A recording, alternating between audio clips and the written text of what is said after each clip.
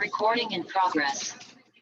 ¿Qué tal, chavos? El día de hoy vamos a ver la clase relacionada con el Renacimiento. Este tema lo estamos manejando de manera adicional debido a la cantidad de tiempo que nosotros tendremos para verlo. No es que sea menos importante y mucho menos, ¿no? Es un tema de carácter muy importante para las cuestiones de la literatura, pero desafortunadamente el tiempo que tenemos para poder ver cada uno de estos aspectos del Renacimiento, pues es muy limitado, ¿no? Solo tendremos esta clase para poder ver este tema. Este tema es de carácter importante porque se fueron dando grandes avances científicos, tecnológicos, literarios, en los cuales se fue cambiando el chip que había antes de este tema, debido a que la iglesia o el clero tenía un poder muy importante relacionado con todos los aspectos sociales y culturales. La llegada del Renacimiento y estos nuevos pensadores, y ahora vamos a ver algunos temas que nos ayudaron a poder cambiar la manera de pensar, y vemos que en esta época se inventaron pues la imprenta, esta imprenta que revolucionó la industria de lo que era la literatura. Esto se debe que antiguamente habían personas, monjes, dedicados a plasmar los libros o a redactar los libros.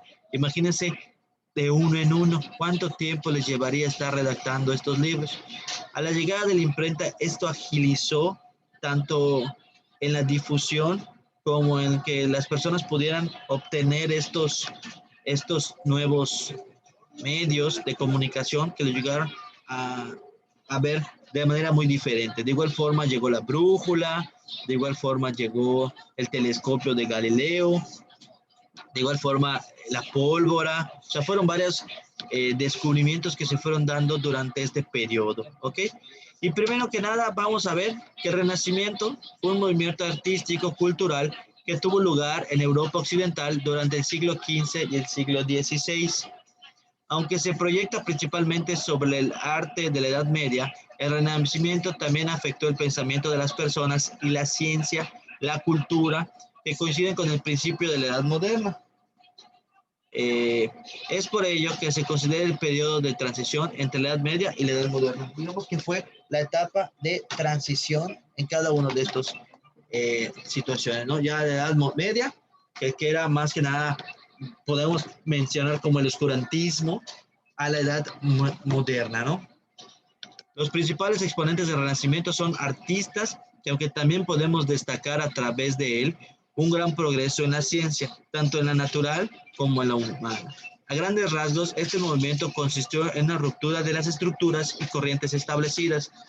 El enfoque cultural dejó el teocéntrico y pasó a ser antropocéntrico, es decir, comenzó a tomar punto de partida del humano, el humanismo, y ya la persona ya era importante. El hombre pasó a ser el centro de la vida y se ubicó en primer plano. Ya era más importante la persona que estaba haciendo cada uno de esos aspectos.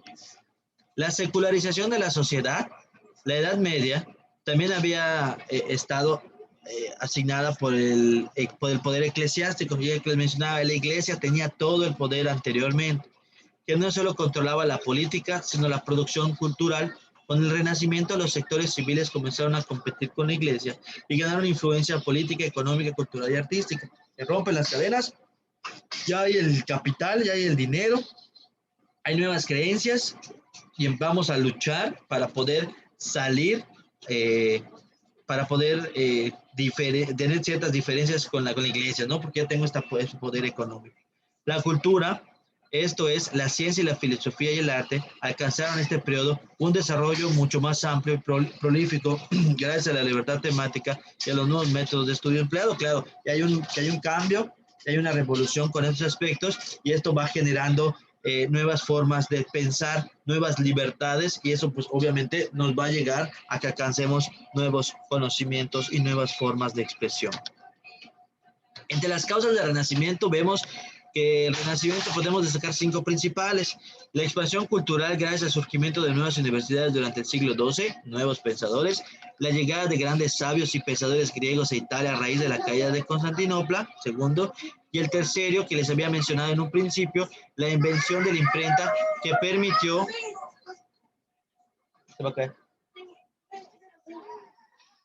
Que permitió la rápida expansión de los ideales renacentistas. A ver, un segundito, chavos.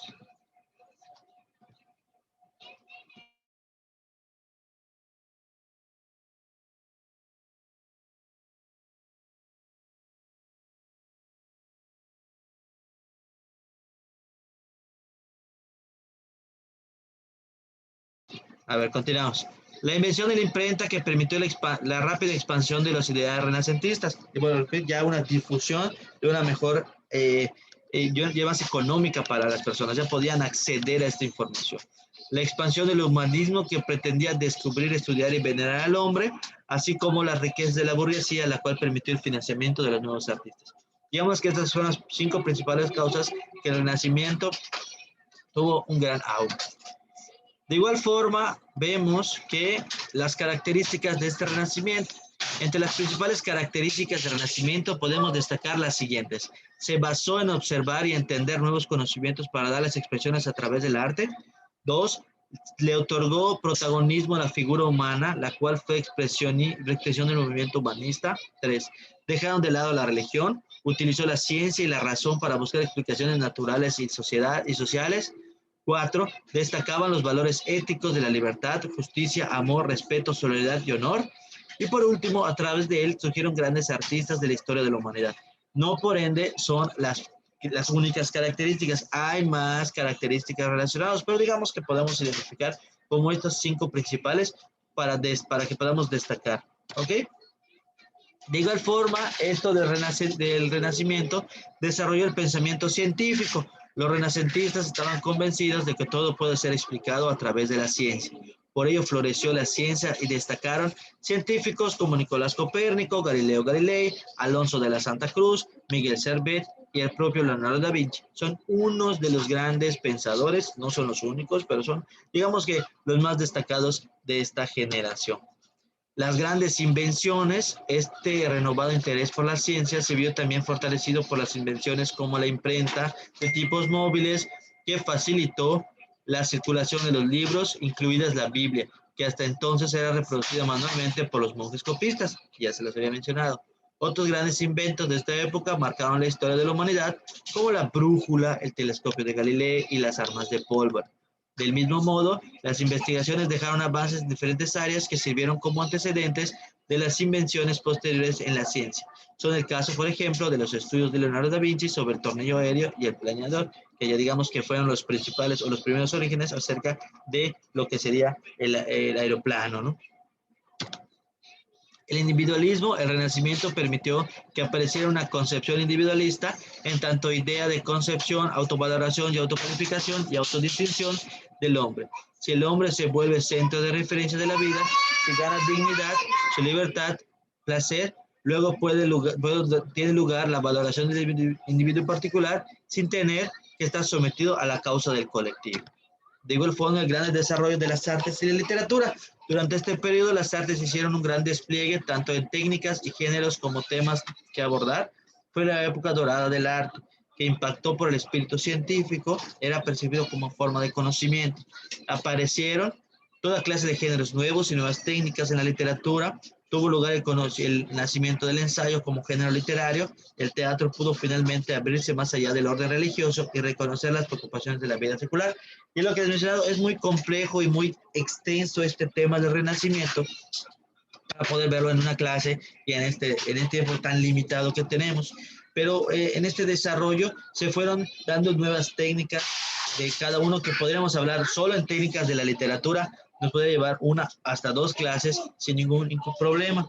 De igual forma, se creó en este género literario el ensayo, digamos que ya vean ciertos conocimientos para poder probar hipótesis, para mencionar algunos aspectos que se hablaban o que se mencionaban en la sociedad. Entonces, este ensayo, digamos que surgió como un nuevo género literario. Bueno, en un subgénero literario, ¿ok? En las artes plásticas apareció la pintura del óleo, que permitió liberar a la pintura de los murales.